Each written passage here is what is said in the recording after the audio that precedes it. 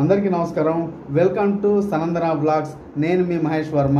ఈరోజు మనం నెల్లూరు నుండి రైలు మార్గంగా తమిళనాడులోని తిరుమల వాయిల్లో ఉండే పచ్చయమ్మన్ ఆలయానికి వెళ్ళి అక్కడ అమ్మవారిని దర్శించుకొని అక్కడి విశేషాలు ఏంటో కనుక్కొని వద్దాం. పదండి వెళ్దాం. ఓకే, మనమైతే నెల్లూరు స్టేషన్కి అనేది వచ్చేసాం. మామూలుగా అయితే ఎర్లీ మార్నింగ్ 3:30కి ఉంది ఈ ట్రైన్ లేట్ అన్నారు. దానివల్ల నేను కొంచెం లేట్గానే వచ్చాను. ఇప్పుడైతే ట్రైన్ 5:10 కల్లా వస్తుంది, ఎక్కేద్దాం. ప్రస్తుతానికి నేను రిజర్వేషన్ అయితే చేసుకోలేదు, జనరల్ టికెట్ తీసుకుందాం అనుకుంటున్నాను. ఇదిగోండి జనరల్ టికెట్ తీసుకున్నాను, ఇంకా బయలుదేరదాం పదండి. ఇప్పుడు మనం నెల్లూరు స్టేషన్లో ఉన్నామండి. మరో 10 మినిట్స్లో ట్రైన్ వచ్చేస్తుంది. 3వ నెంబర్ ప్లాట్ఫామ్ ఎక్కడండి. వేరీస్ మై ట్రైన్ యాప్లో చూసి అయితే నేను కరెక్ట్ టైంకి వెళ్ళా వచ్చేసాను. 2 మినిట్స్లో ట్రైన్ వచ్చేస్తుంది, ఎక్కేద్దాం. స్టేషన్ అంతా కూడా రీమోడల్ ఏదో చేస్తున్నట్టున్నారు, ఫుల్ వర్క్లో ఉన్నారు చాలామంది. ఫైనల్లీ ట్రైన్ వచ్చేసింది, ఎక్కేసాను. ఇంకా స్టార్ట్ అవ్వాలి. ఏ ట్రైన్ స్టార్ట్ అవుతుందో ఏమో క్లారిటీ లేదు. అబ్బా, స్టార్ట్ అయిపోయింది, బయలుదేరుతున్నాం. Bye bye Nellore.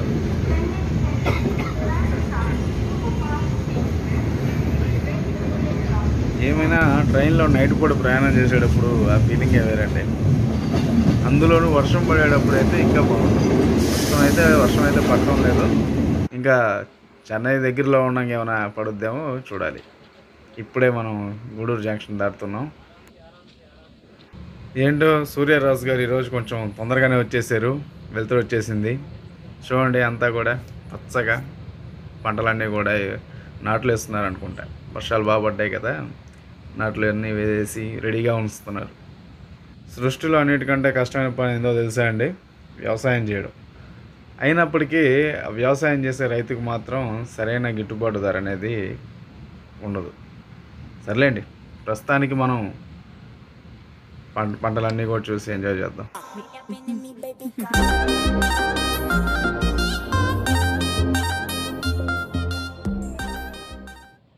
అబ్బా, ఇప్పటికే చాలా లేట్ అయిపోయింది బాబు. చాలా స్టాపింగ్లో ఆపాడు, విసుగైతే వస్తూ ఉంది. కానీ చుట్టుపక్కల ఉండే వెదర్ని చూస్తూ వెళ్తూ ఉంటే కొంచెం మనసుకి హాయి అనిపిస్తుంది. బాగుంది ఇది కూడా.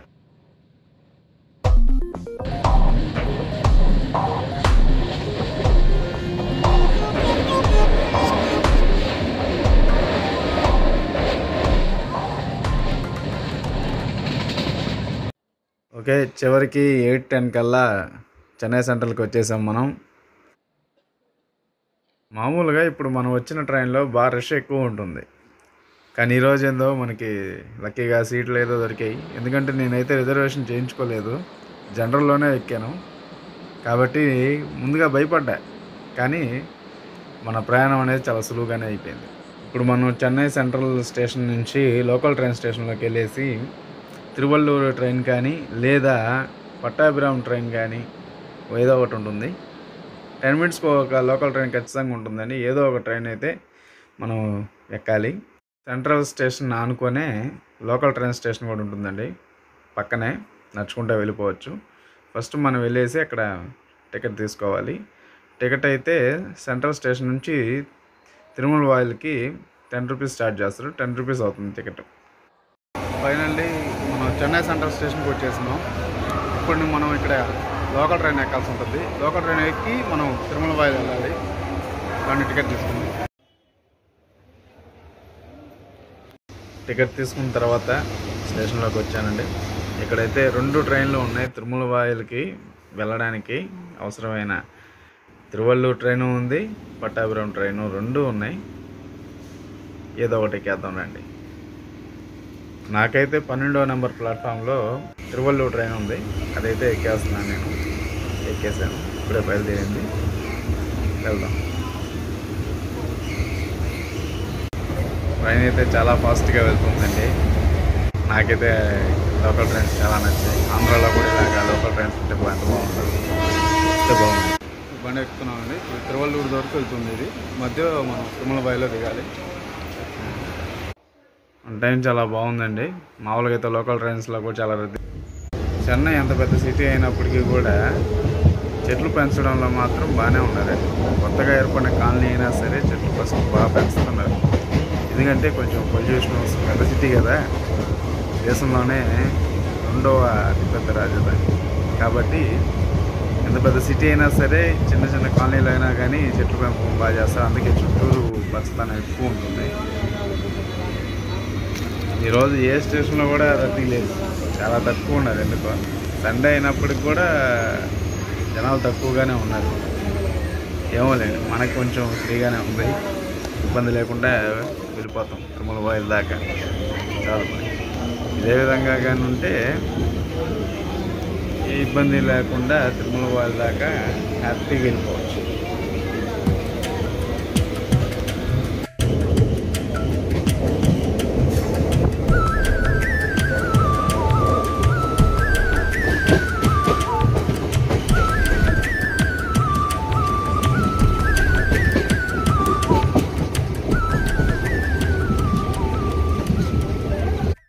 అంబత్తూరు దాటగానే ఈ చెరువు ఒకటి కనిపించింది.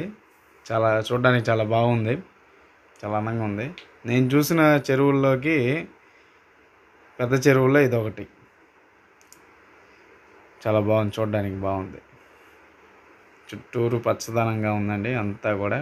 ఈ ఎర్లీ మార్నింగ్ కదా, కొంచెం ఫ్రెష్గా ఉంది అంతా చూడడానికి అంతా కూడా. ఫైనల్లీ మనం తిరుమల వాయిల్కి అయితే వచ్చేసాం.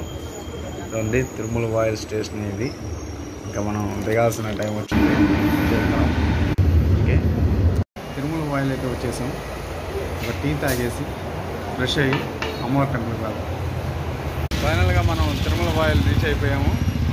ఇక్కడ రైల్వే స్టేషన్ నుంచి వాకబుల్ డిస్టెన్స్లోనే మనకి ఇక్కడ తిరుమల వాయిల్ టెంపుల్ రోడ్ అనేది వస్తుందండి. ఒక 100 మీటర్స్ ఉంటుంది అంతే స్టేషన్ నుంచి. నడుచుకుంటూ మనం టెంపుల్కి వెళ్ళిపోవచ్చు. పదండి వెళ్దాం. ఫైనల్లీ ఆలయానికి అయితే వచ్చేసామండి. ఇదేనండి తిరుమల వాయిల్ పచ్చయమ్మన్ ఆలయం. ఆలయ గోపురం చూడగానే మనకైతే ఈ శిల్పకళ అనేది బాగా ఘనంగా కల్పిస్తూ ఉంది. ఇక్కడ చాలా బాగా చేశారండి ఆర్టిస్టులు ఎవరో కానీ, చాలా బాగా చేశారు. ఫైనల్గా మనం పచ్చయమ్మన్ టెంపుల్కి రీచ్ అయిపోయాం. ఇదిగో వెనకాల కనిపిస్తుంది కదా, అదే పచ్చయమ్మ టెంపుల్. ఆలయం లోపలికి రాగానే లోపల ఈ శిల్పాలు అయితే మనకి కనిపిస్తాయి. విగ్రహాలన్నీ కూడా మనకి ఎదురుగా అయితే వీరభద్ర స్వామి, సప్తమునులు, ఆ గుర్రాలు అన్నీ కూడా మనకి కనిపిస్తాయి. చాలా అందంగా ఉంటాయి, చాలా అద్భుతంగా ఉంటాయండి. ఇదే అండి పచ్చయమ్మన్ ఆలయం. లోపల అమ్మవారు విగ్రహం కూడా పచ్చ రంగులోనే ఉంటుంది.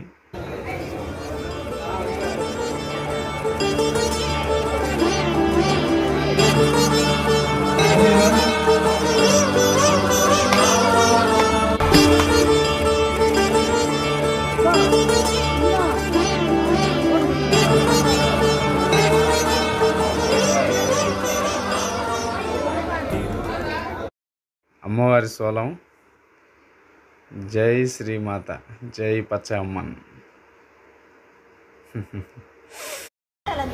ఆలయం లోపల మనం చూసినట్లయితే చుట్టూరు కూడా అండి ఆర్టిస్టులు చాలా అద్భుతంగా పెయింట్లు అనేది వేశారు.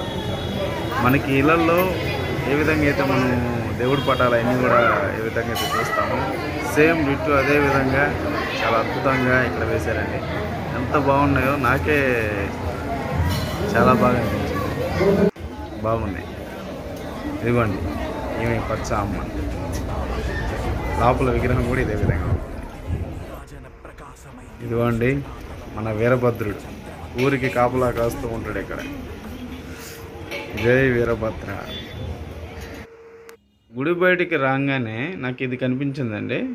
ఇది మొదట నేను ఒక చెరువు అనుకున్నాను. చెరువు కాదంట, ఇది కోనేరంట. ఒకప్పట్లో ఇది కోనేరంట. క్రమేపీ ఈ విధంగా పాడైపోయింది. ఇప్పుడైతే ప్రస్తుతం చెట్లు చేమలన్నీ కూడా వచ్చేసినాయి. ఇప్పుడు చూడండి, ఇదంతా కూడా ఒకప్పట్లో ఇక్కడ కోనేరంట. ఇప్పుడు కొంచెం అంతా కూడా తామరాకులు, తామర చెట్లు, తామర చెక్కలు అంతా కూడా వచ్చేసి ఇక్కడంతా కూడా కొంచెం అంతా పచ్చంగా ఉంది. కొంత పూడిపోయిందండి. ఇది ఒక మంచి ప్లేస్గా మనం చెప్పచ్చు ఇదంతా కూడా. కానీ కొంచెం ఏరియా అంతా కూడా ఏంటంటే కొంచెం వేస్ట్ అంతా కూడా ఇక్కడ వేసి కొంచెం ఇదిగా ఉంది. కొంచెం క్లీన్ చేసి గవర్నమెంట్ కానీ ఇదంతా కూడా ఒక పర్యాటక ప్రాంతంగా అయితే మంచి ఇదిగా తయారవుతుంది. ఒకప్పట్లో అయితే ఇది ఒక మంచి ప్లేస్ అంట ఇదంతా కూడా. ఇదిగోండి నా వెనకాల ఉన్నారు చూడండి, సప్త మునులు అంటారు వీళ్ళని. సప్త ఋషులు కాదండి, సప్త మునులు. ఋషుల్లాగా సప్తమునులు ఏందంటారా, చెప్తాను దానికి కూడా. సప్త మునులు 7 మంది అండి. వీళ్ళు ఊరికి కాపలా కాస్తూ ఉంటారంట. ఇక్కడ అయితే 6 ఉన్నారు. ఇక్కడ 6 మునులు అయితే ఉన్నారు. ఒక ముని అయితే మనం లోపల ఆలయం లోపల గర్భాలయంలో ఉంటారు ఒక ఆయన అయితే, ఆయన కూడా చూద్దాం. ఇక్కడైతే మనం 6 మునులను అయితే మనం చూడొచ్చు. ఇక్కడ పౌరుషంగా కత్తులు పట్టుకొని సిద్ధంగా ఉన్నారు దానికి. ఇదిగోండి 7వ ముని ఆలయం లోపల. ఆలయం లోపలైతే క్రౌడ్ చాలా ఎక్కువ ఉందండి. లోపలైతే వీడియో తీయలేకపోయాను, జనాలంతా కూడా క్రౌడ్ ఎక్కువ ఉంది, బాగా రష్గా ఉంది అంతా కూడా. ఆదివారం ప్లస్ ఈరోజు పౌర్ణమి అండి, కార్తీక పౌర్ణమి కదా, అందువల్ల కొంచెం రష్ ఎక్కువగా ఉంది. కాబట్టి అంతరాలయంలో అయితే మనం వీడియో అయితే కవరేజింగ్ అయితే లేదు. నేనైతే కొంచెం బయట పక్క అంతా కూడా తీయాలనుకున్నా, అయితే నాకైతే కొంచెం ఇబ్బందిగానే ఉండేది, కుదరలే. కాబట్టి సారీ ఏమనుకోవద్దు. ఇక్కడైతే నేను ఆలయం బయట అయితే నేను చూపిస్తాను ఇక్కడ నుంచి. ఇదిగోండి ఆలయం బయట వర్గం నుంచి అమృతం తీసుకొస్తున్న గరుత్మంతుడు. 2 సప్తమునులు అందరూ కూడా ఏంటంటే అండి శివగణాలు అంటే వీళ్ళందరూ కూడా. ఈ శివగణాల్లో ఉండే వీళ్ళు ఎప్పుడు కూడా ఈ శివాలయాలకు కావచ్చు, ఈ శైవ మండపాలకు వీటన్నిటికి కూడా కాపలా ఉంటారు. అదేవిధంగా శివాలయాల ఆధీనంలో ఉండే ఊర్లన్నిటికీ కూడా వీళ్ళు కాపలా. వీలైనంత వరకు అమ్మవారి గుడి అంతా కూడా కవర్ చేశాను. కెమెరా నాట్ అలౌడ్ గుళ్ళో, కాబట్టి గుళ్ళు లోపల అయితే గర్భాలయంలో తీయలేకపోయాము. ఇక్కడ అమ్మవారు పచ్చ రంగులో ఉంటుంది కాబట్టి ఇక్కడ ఇచ్చే కుంకుమ కూడా పచ్చ రంగులోనే ఉంటుంది. ఇక్కడ ఇచ్చే దారాలు కావచ్చు, తాయెత్తులు కావచ్చు, ఏదైనా సరే పచ్చ రంగులోనే ఉంటుంది ఇక్కడంతా కూడా.